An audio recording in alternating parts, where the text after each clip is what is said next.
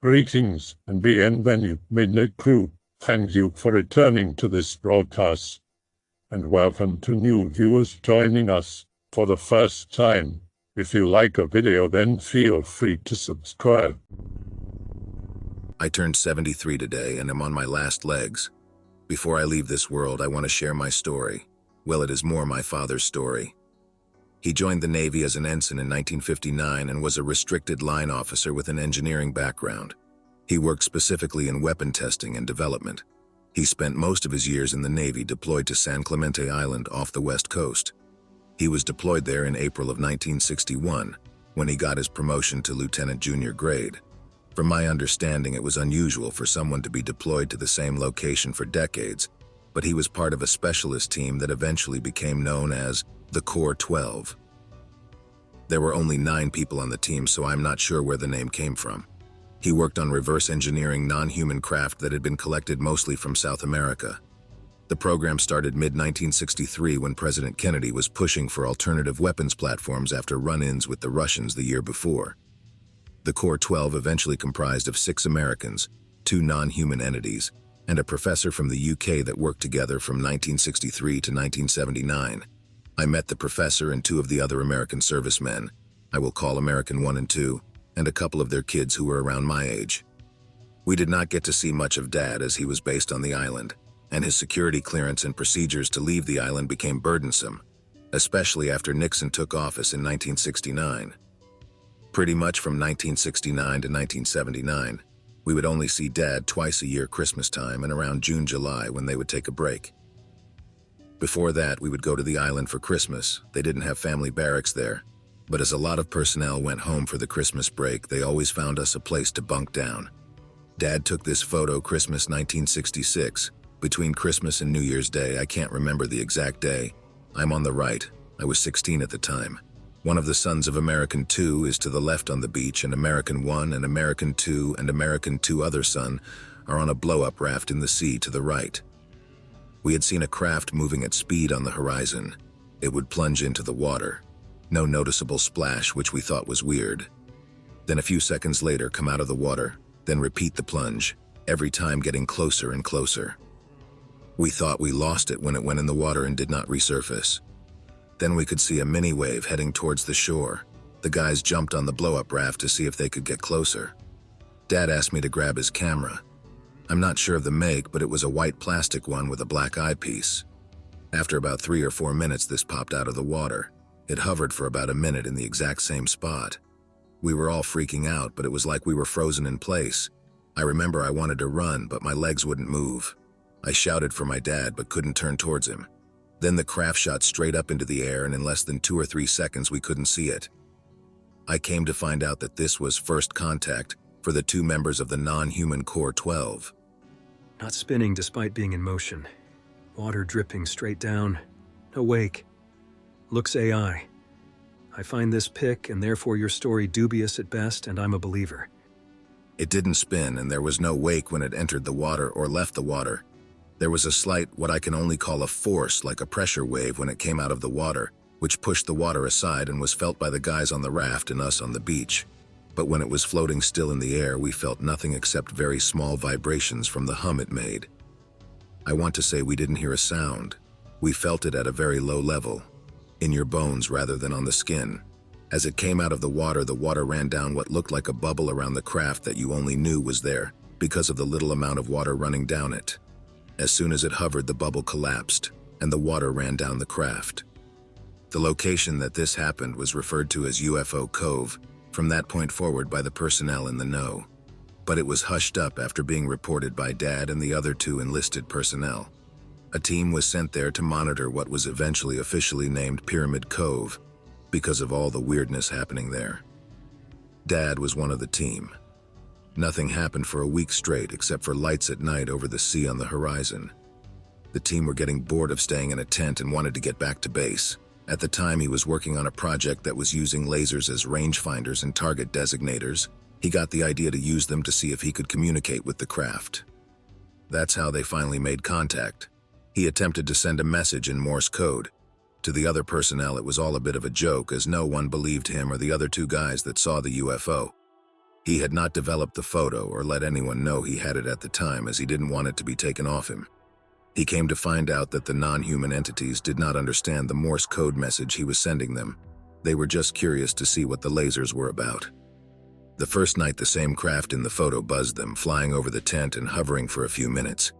It seemed to be inspecting them and the laser. But the rest of the team shut up after that, and Dad became a bit of a legend amongst the Navy personnel. After multiple witnesses and cameras had now caught the craft, all hell broke loose. An entire section was sent to the cove to set up a temporary base and monitor the situation. Dad was put in charge of trying to communicate with the craft given his success from the night before. On the second night, the craft returned, but this time kept at more of a distance. It seemed to be spooked by the amount of people and equipment now present at the camp. The third and fourth night, there was no interaction, and they thought they had scared them away. An AI image will never work here. My autism picked up on it immediately. I'm keeping my name, rank, and job private for the sake of anonymity. I should also mention the military is very big on information leaked to the public, so I'm not going to release any information that I'm not allowed to release. Any opinions I have are my own and only my own. I will disclose that I am in the U.S. Navy and the base in question is Great Lakes, Illinois. I just graduated from boot camp. While I was there, some strange things happened that me and some other recruits could not explain, and I'd like some answers. Here's the story. When you're in boot camp, you have to stand watch occasionally for a few hours. I was usually put on watch at night. Me and my partner usually stood watch from midnight to around 2 a.m. My job was usually roving security, which is basically the person who patrols a set area and takes temperature readings and looks for suspicious activity, etc. Usually the most serious things I dealt with were other recruits messing around in the bathrooms and telling them to go back to their bunks. One night around 2 in the morning, I was making my rounds and thought I heard talking coming from the bathroom. I went inside and heard whispering coming from the showers, so I walked towards them, and what I saw was just weird. I saw a young man around 17 to 20 years old hunched over, facing away from me in the darkest corner of the shower area. I walked towards him and said, "Hey man, I need you to get back to your bunk." And as I was approaching him, I swear he vanished into thin air in the blink of an eye. I remember the feeling of pure shock and confusion. When I walked out, the other guy on watch asked me why I was so pale, and I told him what happened. I told him exactly what I had seen, and he said it was most likely a result of me being tired from all the stress of boot camp and the lack of sleep. I agreed with him because I figured, why would a ghost haunt a shower at boot camp of all places? And I was pretty tired that night. The next night, I did not have to watch, but the recruit who had my usual shift reported seeing a shadow in the showers and some weird whispering noises while there was nobody there. I talked to him and told him what I had seen, and that it was most likely our minds playing tricks on us because we are all tired. He agreed, and we decided that we should just ignore it. That was until I started seeing things outside the showers. I had a slightly earlier watch that night, and I was patrolling the bunks checking on recruits who were sick, as I'm supposed to. I was walking past some empty bunks and saw some movement in the corner of my eye. I figured it was some recruit messing around, so I went to tell them to go back to bed. But as I approached the empty bunks, I saw some kind of shadowy figure that did not look humanoid to me. It was like a black blob moving around. When I investigated, it vanished. The area it was in was extremely cold compared to the rest of the room. I just walked away as there was nothing to do there, and figured that the staff must have cranked the air conditioning and I was just tired making stuff up. I saw this out of the corner of my eye all throughout boot camp while on the early morning watch. The last story from me was from when I was tasked with taking temperatures throughout the whole building. My job was to go to each division's compartment and ask for their room temperature. I had just taken all but 2 other division temperatures and was looking for the last 2. As I walked past some empty rooms, I could have sworn I saw movement inside, so I figured maybe I missed a room and went to look inside their window. The room was just being used as storage and was pitch black except for the light from outside. All I could see were some boxes and empty bunks, but out of the corner of my eye, I saw a person standing at the edge of the light facing me. I saw this and decided I was just gonna look elsewhere for the last 2 rooms, which I found a few minutes later. However, as I was returning to turn in my readings, I noticed in the hallway a shadowy arm or limb being outstretched and coming back behind a doorway. And when I passed, there was nothing but the area it was in was super cold. and the room it was just a closed janitorial closet. The other recruit I previously mentioned spoke about seeing somebody dancing in the showers at night, but there was nothing when he investigated. He also said that one night he passed by the showers and saw someone peek out and disappear behind the wall. There was nobody there when he investigated, but he noted the area was really cold. I know I am going to get called a liar and attention seeker, but I know these are all true. I am not in this to make the military look bad. I am simply trying to find out what kind of entity me and that recruit may have been dealing with. Also, I cannot disclose much information as I do not want to get in trouble with the chain of command. Here's one from Connecticut, vaguely military-related. If you go to the Navy submarine base in New London, there's a building called English Hall, named after an old dead dude, Admiral English. It's been used for all kinds of crap over the years and currently is used for training. Rumor is a high-ranking officer, a captain maybe, I forget, and a chief petty officer both offed themselves in there at one point or another, and now the place is haunted. Here's some shit that went down in that building in convenient Greentext. Guy standing watch in the building at night. In the same room is portrait of Admiral English. Everything you do on watch you write in a logbook. At exactly midnight, he begins logging, "Admiral English is watching me," over and over and over, supposedly filling up the rest of the logbook and starting a new one. A different guy standing watch at night has a 9mm, shoots himself in the head. No one carries a weapon on watch in English Hall anymore. Another guy on watch late at night. Notice a pattern here? Periodically has to check building, security whatnots and whatnot. Random office door unlocked. Chief's uniform laid out on the desk. Said it looked like an old, pre-2006 I think, uniform. No one else in the building. Goes to call and check if anyone's supposed to be there. Informed no one should be there. Go close and lock the office door. Doctor already closed and locked. Building gets searched because of Operation Security. It's empty. Uniforms are gone from the desk when they open the office. There's only one door in the entire building, and it's solid brick with no windows whatsoever. I was always skeptical of these stories because people are bullshitters, and it's just as likely this is a crock of shit dreamed up to frighten new arrivals to the base, most of which were brand new in the military because they do a lot of training there. My first tour at sea was on board the USS Theodore Roosevelt, CVN-71, which was located in Norfolk Naval Shipyard when I checked on board in March 2000. I had always heard that ships were haunted, and given my previous experiences, figured I'd have at least one run-in while stationed there. The first few months went by without incident, but there were a couple of guys who delighted in screwing with the new guy, so I was always getting prank phone calls to muster here, or that someone needed something delivered there, etc. So it was nothing new when I was told that there was a mess that needed to be cleaned up in one of my division's fan rooms, that it was somehow my fault, and that it needed to be taken care of yesterday. I gathered the usual cleaning gear and made my way to the space, grumbling as usual, and upon opening the door, I noticed the lights were out. I wasn't familiar with the space, so I had to fumble around in the dark for a few seconds before finding the switch. When I switched it on, I saw a white sailor roughly 5.5 feet tall with what looked to be thick, rusty red to auburn hair in the far back corner behind the cooling unit. He was wearing a dungaree uniform, wearing a Dixie cap, standing at attention facing the bulkhead, wall, opposite of me. My initial thought was that these guys were screwing with me again and just trying to scare me, but then I started to realize that something wasn't right with the situation. First, while we were still phasing out that particular uniform, we had long ago switched to ball caps instead of the white Dixie cap. What really grabbed my attention, though, was that although I couldn't see his full face, I could make out a full beard trailing down the side of his face. I didn't know when, but I knew beards hadn't been authorized for at least a decade. As if sensing my fear rising, the figure started a slow, about-face turn to face me, but by then, fear had gotten the best of me, and I had run from the fan room back to my shop. The guys there admitted to screwing with me and the wild goose chase, but knew nothing about what I'd seen. On top of that, both of them were there and couldn't have possibly beaten me back to my shop.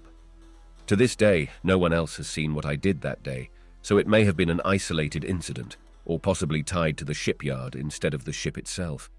Others, as well as I, did have ominous feelings of being followed or watched sporadically throughout their time on board, but that was the only time I ever saw a visual manifestation. I'm not positive, But I've seen another poster, and I think I know and worked with him, on this site who was stationed with me during that time frame, who might be able to corroborate or elaborate more on their own experiences while on board. My story takes place in Recruit Training Command, Great Lakes, Illinois, U.S. Navy Boot Camp. What a place! It has been around since 1905 and has trained many sailors throughout its years, approximately 40,000 a year. The overall environment and experience of the place puts ghosts completely out of mind. As a recruit, I was given the job of starboard watch. This is one of 2 watch section leaders, the other being the port watch section leader. My major duties were leading the section in drill, keeping track of the compartment logbook, assigning watches, guard duty, to random recruits in the compartment. Open barracks. And not to mention getting my head ripped off every time I failed to carry out orders given to me, or if someone else failed to carry out the orders given by me. With that being said, here's what happened during my time there. Week 1 and 2, the place felt naturally foreboding. Even with 40 other guys, you still felt like something was going to sneak up on you and do God knows what, especially at night. I often dismissed it as homesickness or general discomfort of boot camp. Week 3 and 4. Every time we would sit at the front of the compartment for a lesson, you would always see something move out the corner of your eye, at the back of the compartment where nobody else was. It was strange at first, but then you realize that other recruits are constantly looking over their shoulder like you, only to see nothing at all. It became a topic of conversation, to the point where some of the guys would constantly look at the back of the compartment in hopes of catching a glimpse of whatever it was. Week 5. One of the guys constantly felt sick every time he'd pass the door of the cleaning supply room on the other side of the head area, toilets. On another occasion, while showering, the knob for my shower head turned itself until the water shut off. I turned to the guy waiting and he said, "I guess he's trying to tell you you're done." I asked, "Who?" He said, "The ghost," and then he laughed it off. Week 6. The activity started to become more frequent in occurrences. At night, you would feel a gust of air rush behind the head of your bunk as if someone was running past only to see nobody there. I didn't think much of it until the 3rd night when I looked to my left to see a wave-like reaction working its way towards me. One by one, each individual recruit seemed to take notice of the weird sensation. Week 7 and 8. The laundry bags are hung in bags in the washroom resembling a meat locker. One of the recruits, the same one that became ill at passing a door, grabbed me and told me to take a look. He said upon entry, all 6 of the bags were hanging at angles as if someone were holding them there. By the time I had arrived, they were all swinging as if they had just been released from grip. One of my watchstanders, a very intelligent, level-minded recruit by the name of Parker, accompanied me on what was nearly the last of our watches until graduation, the midnight watch. It was just past midnight. He took the forward part of the compartment and I took the aft, back of the compartment. Armed with flashlights, guard belts, and canteens, we were ready to take on anyone. I remember peeking out of the back window which led to the fire escape to ensure that nobody was paying us an unpleasant visit. I glanced over my shoulder to see who I thought was Parker, and I turned slightly and said, "Parker, get back forward." Whatever was there kept walking past and vanished into the back wall before I could see what it was. It made no sound at all. I was completely freaked out at this point. I moved very quickly to the front to tell him what had happened, only to hear Parker scream and come running out of the bathroom, like a bat out of hell. He said, "I saw it. I saw it." He said he was doing a routine check of the cleaning supply room. When he opened the door, he saw a recruit standing there, just huddled in the corner, staring off into space. He wasn't wearing the proper uniform, which was odd. Parker thought it was a joke until the recruit had vanished into thin air. After that, neither one of us could sleep. Graduation day. Our RDCs, Recruit Divisional Commanders, gave us a brief pep talk about going off into the fleet and whatnot. One of them had told us that things like that have been going on for quite some time in our building. It had seen recruits through 2 major wars and a fair share of conflicts in between. Sadly, some recruits never got to see graduation. There had been a few accidental deaths at random points in history involving training. A chief had supposedly hung himself in the floor above ours some 40 or 50 years prior to. It is truly a place of great physical and emotional investment. Even nearly 10 years on, I never forgot that night on the midnight watch. My ship was decommissioned back in 2007. The Navy gave her crew an option to transfer to another ship or to go ahead and get out of the military. Fed up with the treatment, I opted for the latter. The USS Saipan, LHA-2, had been in service since Vietnam. It was 40 years old and held together with rust and paint.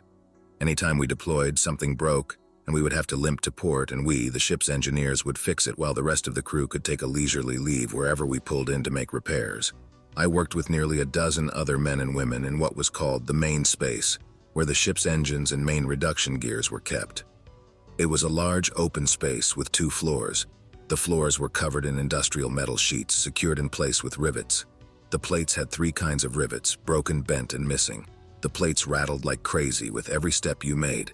The stairs, ladders we called them, were secured in place with a pot metal pin at the top and the bottom. Everything in that place sounded like you were throwing pots downstairs when you walked. At the head of the main space was our center console. It was an isolated room with air conditioning, where the brass could sit and drink soda while the rest of us worked in 100+ degree temperatures and tell us how we didn't work hard enough or didn't make them look good enough for their bosses. While in port, when the brass wanted to go grab a beer with their buddies, when the fires of the boiler were out and the space was relatively cool. We sat in the console for watch duty. From the console you could sit in the Chung Chief Engineer's chair, a chair reserved for the Chief Engineer. It was for the big cheese to sit in, not some enlisted nobody. But hey, he's on shore. You could also see the entire upper level of the main space from that chair, making it ideal for watch standing. Nobody got in or out of the space without your knowledge. It was your job as a watchstander to make sure that nobody messed with your space. The strange thing was, I would talk to other watchstanders over the years, and they would mention things that didn't quite add up on watch. One fella told me that he heard someone running in the space, like all out booking it back and forth on the deck plates. He said at first it sounded like one guy, then several. He was convinced someone was messing with him, but this didn't make sense to neither him nor myself, as the space had a 6-foot bilge on the lower level. It would be a considerable drop if someone were to just hop the railing, also rickety and held together with copper wire in many places, and you would hear them hit the bilge. All the entrances and exits to the place were dogged, mechanical hinges that operated with a lever, so it wasn't a quick exit. If anyone entered or left, the pressure in the whole place would have changed. We were on the very bottom of the ship. I'm not sure of the mechanics of it, but anyone opening a door to that place made a huge vacuum. You could feel them open. Thing is, I had similar stories from other no-nonsense types that they felt a presence, or saw people walk by the front windows of the console. There was a super narrow catwalk by one window where the walkway was elevated, where you can see someone's feet if they walked by, but there was really nowhere to go from that catwalk. It was for fixing insulation on steam pipes that ran over the console. Also common, folks told of a chief that would wake you if you fell asleep on watch in the Chang's chair, which, surprisingly enough, was comfy, so falling asleep at 3 a.m. with the droning buzz of the console was easy to do. Thing is, it's the job of all khakis, chiefs and officers, to wake you if you're asleep on watch, but this one no one had ever seen before. People would think we had a new chief, or after he left question just who he was and why he was in our space. Our shaft alley, yeah, I said it, was generally creepy as hell. You never quite felt alone down there, and people reported seeing spectral shadows moving about down there as well. The shaft alley was a 6-story ladder, a real ladder, not a stairs ladder, down into a space that was maybe the size of a double-wide trailer with the ship's shaft attached to the propeller, running through it. The path to the shaft alley was a rickety catwalk, right smack in the middle of the ship's hangar bay. It was shoddily constructed even when it was in its prime, and once you navigated this gauntlet of tetanus, you had the reward of your 6-story climb.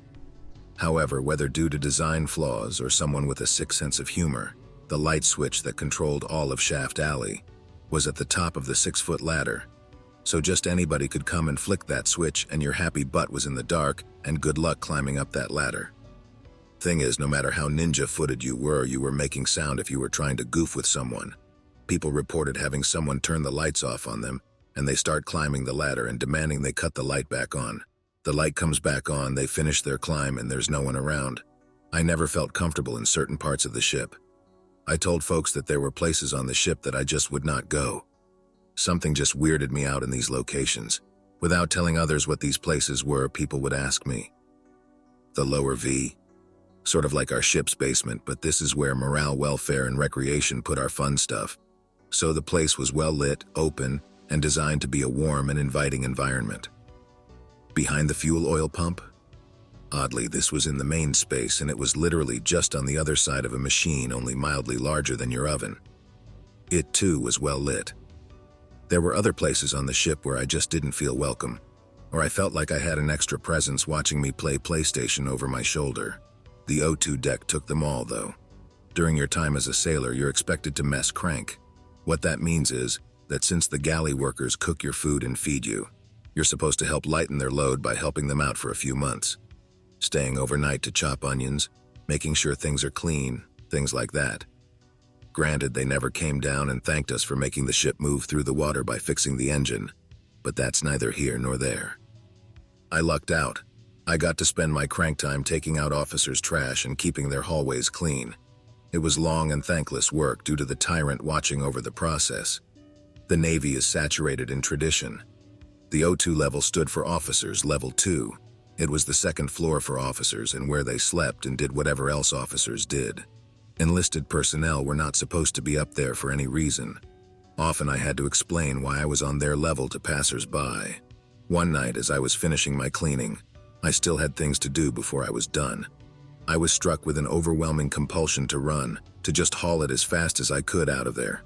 I saw nothing that caused me to want to run. I didn't hear anything. It was just an urge, the same urge I think that rabbits feel when they know a fox is near but cannot see it. That was the most scared I had ever been in my life. And do you remember what I said earlier about all the doors having dogs? Could you imagine having to run from something that you are sure was right on your tail but could not see, and having to undog and redog every door in your way? The strange thing was, I ceased to feel that urge like a weight being removed the second I crossed the limit to the O2 level and crossed into enlisted territory. I did not experience that again during the rest of my time cranking. Be me. Recruit at Great Lakes for Navy Boot. Division got set up in the oldest building. Has been built since 1917. Shipmates keep on complaining at night about sleep paralysis. All have the same visions of figures in the corners. One dude saw handprints form on the mirrors in the head. My neighbor says he sees figures in the laundry room. Be aware when taps come, the whole room turns ominous red. The laundry room is pitch black. On fire watch, I was the rover. See figure quick peek in laundry room, thinking it's some dumbass. Open the door to see just washing machines. Nope the fuck out and never go in there again. Extra story. Be me on watch again. It's 700 Division is out for chow. I'm roving and have a good friend with me. Some backpack falls off from the bunks hooks. I just think it's a shitty design. Walk towards the fallen bag just for 3 to fall in front of me. Stop dead in my tracks and look at my other watchstander. He saw it too and is shitting himself. We both stay with each other till Division comes back. I hope that you enjoyed tonight's broadcast. If you enjoyed tonight's story, then please subscribe to the channel as more green texts will appear daily. A new broadcast will appear when the clock strikes midnight Central Time.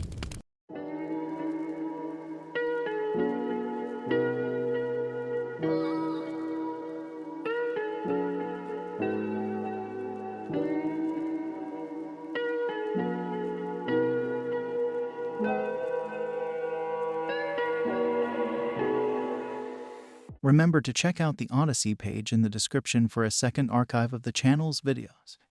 There's also a Rumble archive as a backup.